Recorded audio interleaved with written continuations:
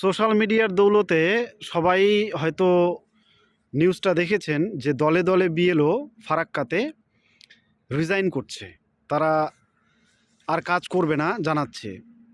তো এই নিয়ে মিশ্র প্রতিক্রিয়া দেখা যাচ্ছে সোশ্যাল মিডিয়ায় এখন।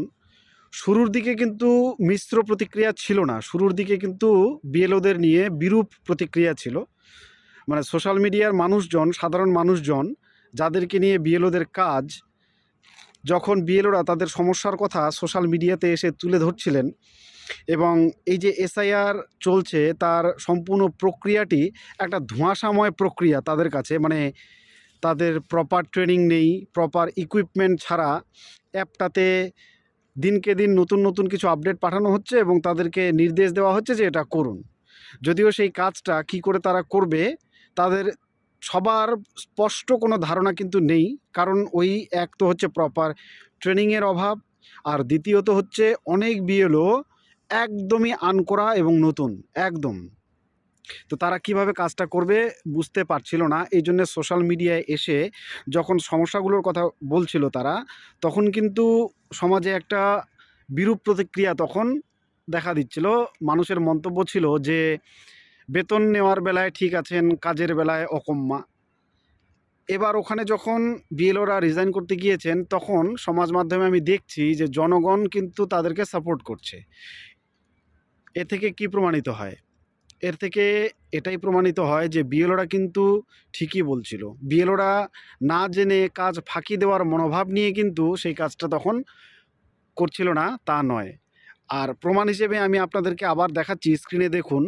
স্ক্রিনে দেখতে পাচ্ছেন যে জিনিসটা এই উপরে দেখাচ্ছি স্ক্রিনে। এখানে দেখুন অ্যাপে নতুন আপডেট এসছে আজকে। এখানে বলা হয়েছে যে ডকুমেন্টস আপলোডেড বাই সিটিজেন, এটা আবার বিএলওদের কাছে এসেছে। মানে সিটিজেনরা, ইলেক্টরসরা যাদের নামে নোটিশ ইস্যু হয়েছে কি হয়নি তারা এখন নিজেরা চেক করতে পারবে ECI.net-এর মাধ্যমে। এবং যদি নোটিশ ইস্যু হয়ে থাকে, কি কারণে হয়েছে সেই নোটিশটাতে লেখা থাকছে এবং তারা নিজেরাই ডকুমেন্টস আপলোড করতে পারবে। যে ডকুমেন্টসটা তারা আপলোড করবে সেটা বিএলওর কাছে এসে পৌঁছবে। এবার বিএলও সেই ডকুমেন্টসগুলো নিয়ে কি করবে তার অ্যাপটাতে এসেছে অপশনটা, এই যে দেখুন ভালো করে অপশনটা দেখুন, লাল দাগ দেওয়া আছে। এই অপশনটা অ্যাড হয়েছে নতুন। সিটিজেনরা যে ডকুমেন্টস আপলোড করলো সেটা বিএলওর কাছে চলে আসবে, চলে আসছে, কিন্তু বিএলওদের কাছে কোনো স্পষ্ট নির্দেশনা নেই যে ওই ডকুমেন্টসগুলো নিয়ে কি করতে হবে। এবার বিএলওরা কি করবে, হয়তো একটা নির্দেশ আসবেও যে আপনারা এই ডকুমেন্টসগুলোকে ভেরিফাই করুন। এবার এখানে বিএলওদের অনেকে আপত্তি জানিয়ে কিন্তু রিজাইন করতে গিয়েছিল। কেন? কারণ এর আগে যে আন্ডারটেকিং ফর্মটা বিএলওরা ফিল আপ করলো সেটাও কিন্তু বিএলওরা ভেরিফাই করে করেছিল। বিএলওরা আন্ডারটেকিং ফর্মটা আপলোড করার আগে ডকুমেন্টস ভেরিফাই করে তারপরে আপলোড করেছিল। সেই জিনিসটাকে কিন্তু গুরুত্ব দেওয়া হয়নি। কেন? কারণ আন্ডারটেকিং ফর্মটা ডকুমেন্টস আপলোড করার পরেও সেই মানুষগুলোর নামে আবার হিয়ারিং নোটিশ এসেছে। হিয়ারিং নোটিশ ইস্যু হয়েছে অনেকের নামে, প্রচুর মানুষের নামে। তাহলে বিএলওদের ভেরিফিকেশনের মূল্যটা কোথায় থাকলো? কোথায় থাকলো? তাহলে বেকার তাদেরকে দিয়ে কর্ম করানো হচ্ছে, অথচ শয়ে শয়ে নোটিশ তাদের কাছে আসছে। এবার 200-300 নোটিশ যদি এসে থাকে একজন বিএলওর, তাহলে 200-300 মানুষের মধ্যে অন্তত 50-60% মানুষ যদি ডকুমেন্ট আপলোড করে অনলাইন, সেটা যদি বিএলও অ্যাপে গিয়ে জমা হয়, বিএলও সেগুলোকে ভেরিফাই করবে। একবার ভাবুন তো কী পরিমাণ পরিশ্রমটা হবে। আচ্ছা, এটা তার যদিও কাজ, ধরে নিচ্ছি সেই দায়িত্ব পালনের জন্য তাকে সে কাজটা করতে হলো, সে করলো, কাগজগুলোকে ভেরিফাই করে ফরওয়ার্ড করে দিল। সেগুলো আবার অ্যাকসেপ্ট যদি না হয় আগের মতোই আন্ডারটেকিং ফর্মগুলোর মতো, তারপরে আবার যদি ডিসক্রিপেন্সি হয়, আবার যদি নোটিশ হয়, তাহলে বিএলওরা খারাপ হচ্ছে তো সমাজের কাছে। মানে দ্বিতীয়বার যখন আপনি রিটার্ন করে যাচ্ছেন একই মানুষের বাড়িতে নোটিশ ধরাতে, তখন আপনাকে প্রশ্ন করছে না, বিএলওদের প্রশ্ন করছে না, নানা প্রশ্নে একদম জর্জরিত করে দিচ্ছে। মানুষ বিরক্ত, বিএলওদের উপর মারাত্মকভাবে ক্ষিপ্ত। সাধারণ মানুষ যে ক্ষোভটা তারা পুষে রেখেছে, এই ক্ষোভটা দেখাবে কাকে? হাতের নাগালে তারা তো কাউকে পাচ্ছে না, পাচ্ছে বিএলওকে। সুতরাং বিএলওকে দেখাচ্ছে। তাহলে বিএলওরা কি পরিস্থিতিতে আছে এটা বিচার বিমর্শ করার সময় সম্ভবত উপর মহলে যেখান থেকে নির্দেশ আসছে তাদের নেই।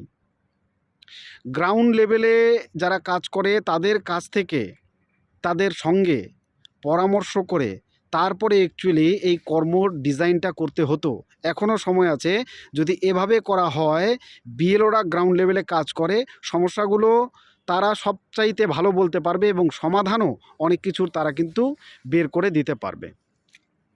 এটা যদি না হয় তাহলে বিএলওদের পক্ষে এভাবে কাজ করা অত্যন্ত অসুবিধার এবং অসম্মানেরও বটে। কারণ একজন বিএলও, বেশিরভাগ বিএলওই কিন্তু স্কুল শিক্ষক। এই স্কুল শিক্ষকরা যখন সাধারণ মানুষের কাছে যাচ্ছে, সাধারণ মানুষ হয়রানি শিকার হওয়ার ফলে তারা ক্ষিপ্ত, সেই ক্ষোভটা তারা ঢেলে দিচ্ছে বিএলওর উপরে, ফলে তাদের মান সম্মান হানি হচ্ছে। একটা সামাজিক সম্মান আছে, এই জিনিসটা মাথায় রাখতে হবে। আর সাধারণ মানুষ ক্ষিপ্ত কারণ তারা হয়রান। একই জিনিস, একই ডকুমেন্টস কতবার তারা দেবে? কত রকমের ডিসক্রিপেন্সি আছে, এটা কিন্তু প্রশ্ন। আরও প্রশ্ন, অন্যান্য রাজ্যে যে এসআইআর হচ্ছে বা ভারতের অথবা বিহারে যে এসআইআরটা হয়ে গেল, সেই এসআইআরগুলো এবং বাংলার এসআইআর কি একই প্রক্রিয়ায় হচ্ছে? বিহারে কি ডিসক্রিপেন্সি ওয়ার্ডটা ছিল? লজিক্যাল ডিসক্রিপেন্সি কয়জনের এসেছিল? যদি আসে তাহলে প্রমাণ দিন। আর যদি না আসে তাহলে বাংলার ক্ষেত্রে কেন? এবার যদি আপনারা বলেন যে না, বাংলা একটা আলাদা স্টেট, বিহার একটা আলাদা স্টেট, প্রতিটির ক্ষেত্রে নিয়ম আলাদা আলাদা, তাহলে তো এটাও আপনাদের জেনে রাখা উচিত যে বাংলা একটি আলাদা স্টেট। এখানকার জীবনশৈলী, বানান, বিধি, লাইফস্টাইল, উচ্চারণ সবই আলাদা। অতএব ওই উচ্চারণের ভুলের জন্য কিংবা আপনাদের অ্যাপ এআই দিয়ে ট্রান্সলেশনের ফলে মিসস্পেলিং, ভুল বানান, এর জন্য যে ডিসক্রিপেন্সিগুলো হচ্ছে, তার জন্যে সাধারণ মানুষ কোনোভাবেই দায়ী নয়। তারা ভোগান্তিটা তাদের কেন হচ্ছে? কেন হচ্ছে তাদের? এই নিয়ে কিন্তু অনেক প্রশ্ন। মানুষ কিন্তু আর পারছে না নিতে। মানে আমি এর আগের ভিডিওটাতে বললাম যে এটা একটা কমেডি, কিন্তু কমেডি অত্যন্ত ক্ষোভের সুরেই কিন্তু বললাম আমি। কমেডি আসলে না, কমেডি না। মাঝে মাঝে কমেডি তো মনে হচ্ছে, মানে কমেডি এই অর্থে যে কাজগুলোর কোনো যৌক্তিকতা নেই। এগুলো কোনো যৌক্তিক কাজ?